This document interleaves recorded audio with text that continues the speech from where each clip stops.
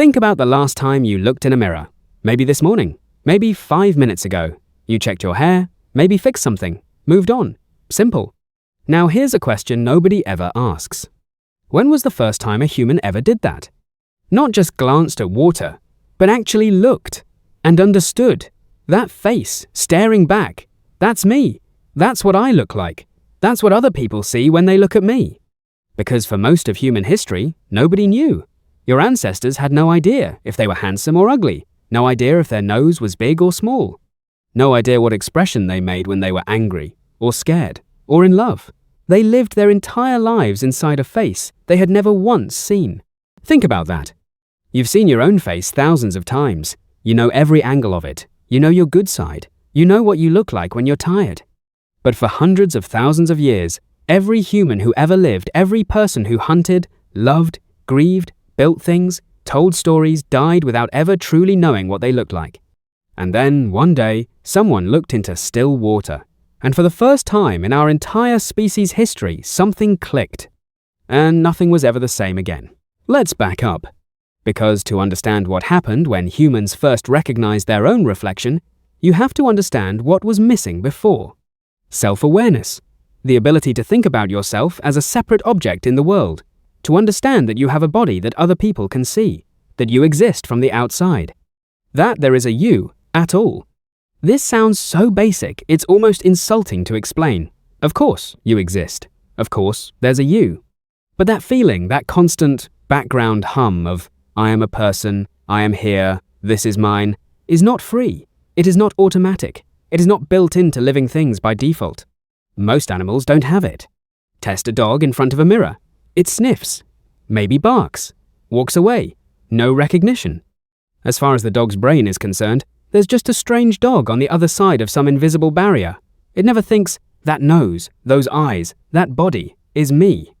The same goes for almost everything else alive. Rats, fish, birds, cats, chickens, lions, bears.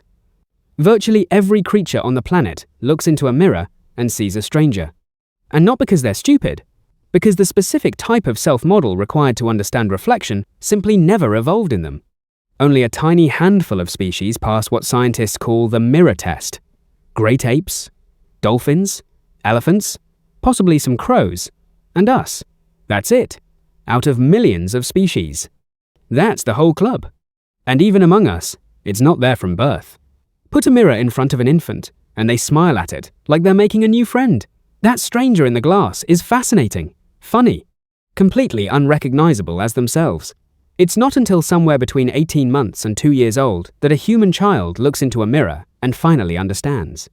The expression that crosses their face in that moment is one of the strangest things you'll ever see, something between confusion, surprise, and a kind of quiet awe. Their brain just built something it didn't have before. Now imagine that process. But for an entire species.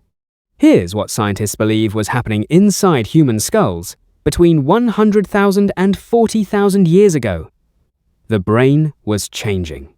Not in size, our brains had been roughly the same size for hundreds of thousands of years, but in wiring, in connection. Something in the prefrontal cortex was knitting itself together in new ways.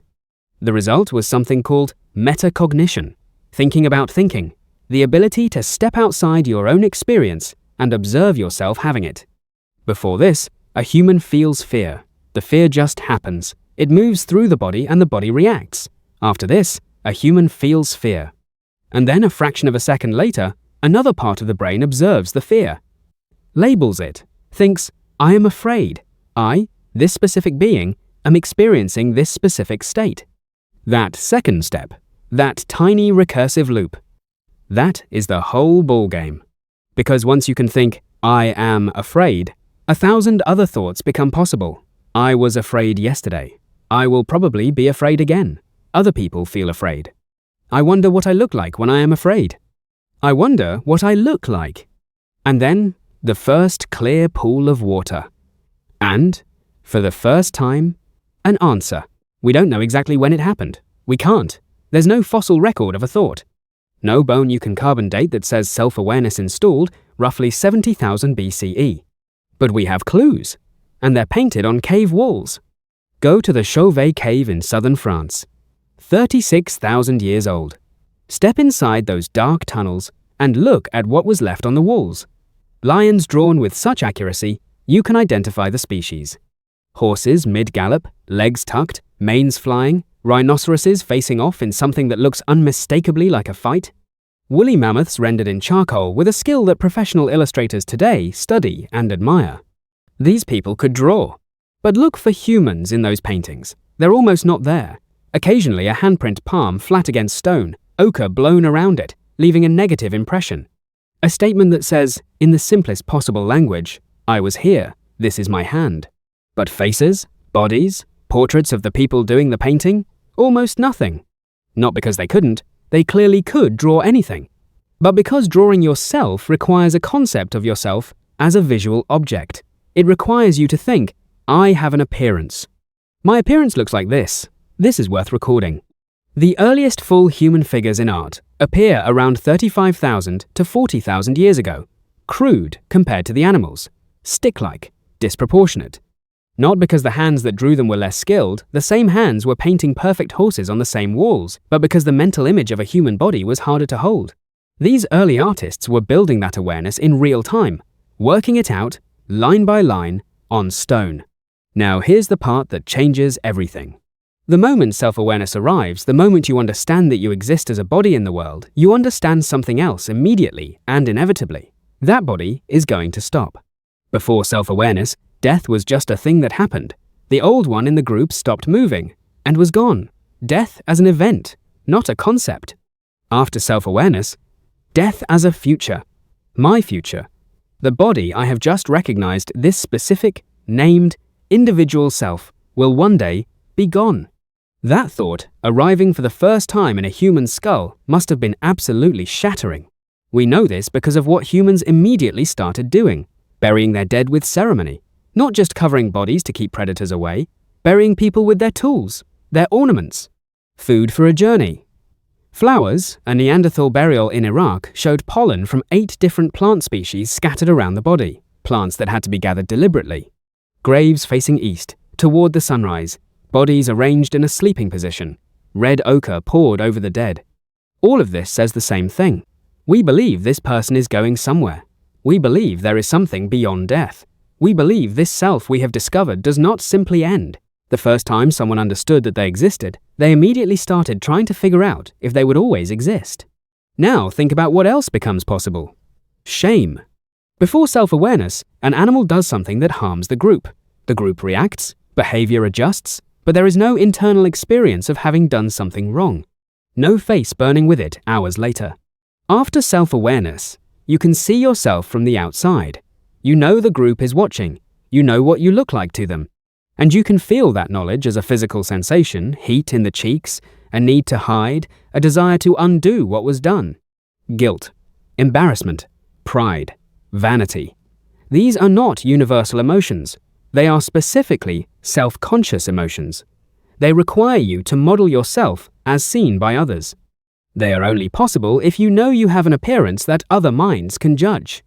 The first vain human was also, by definition, the first human who could feel shame. They arrived together. And this is where it gets personal, because you know exactly what this feels like. That moment when you say something stupid in front of people and your face goes hot. That feeling when you walk into a room and suddenly become aware of how you're standing, how you look, whether people are watching. That voice has been running in human heads for at least 40,000 years. Your ancestor sitting by a fire, suddenly aware that the others were looking at them, feeling it for the first time. That hot, uncomfortable, impossible to ignore awareness of being seen. They invented self-consciousness and passed it down to every single one of us. Now let's talk about what this actually felt like. Not the science, the experience. You are somewhere in Africa, or Europe, or Asia. The exact place doesn't matter. You are crouched beside a pool of still water in the early morning, drinking. The surface is flat. The light is low and clear. And you see it. Not for the first time you've seen reflections before, probably. The water, the face, the movement. But something is different this morning. Some new wire has connected somewhere in the dark of your skull. And when you look at the face in the water, something fires that never fired before. You reach up and touch your cheek. The face in the water does the same thing. Your hand moves. Its hand moves. You tilt your head. It tilts its head. And then, this is the moment. The actual moment. The hinge point on which everything turns. You think, that is me. Not, there is a thing that copies me. Not, there is a creature who mimics my movements. But me. That is what I look like. That is the face other people see when they look at me. That is what exists in the world when I walk through it. You stay there for a long time. You look at the eyes, the shape of the jaw, the texture of the skin. You have never seen these things before. You have lived inside this face your entire life, and you are seeing it, truly seeing it, for the very first time. You look up. The world around you is the same. The trees, the light, the sound of water, nothing has changed. But you are different. Something has been added to you that cannot be removed. You are someone now. You were always someone, but now you know it. Here is what haunts me about this. We know what was gained. Self-awareness, art, language, meaning, religion, love in the fully human sense, grief in the fully human sense, the entire interior world that makes a human life feel like a human life. But we don't talk about what it cost. Before this moment, your ancestor woke up in the morning and simply existed. No voice in the head narrating the day, no rehearsing of past mistakes, no anxiety about the future, no fear of death because no model of the self that could die. Just the morning. The body. The world. Immediate and whole and enough. We gave that up. Every single person alive today carries the result of that trade. The sleepless nights, the intrusive thoughts, the low hum of self-consciousness that never fully turns off.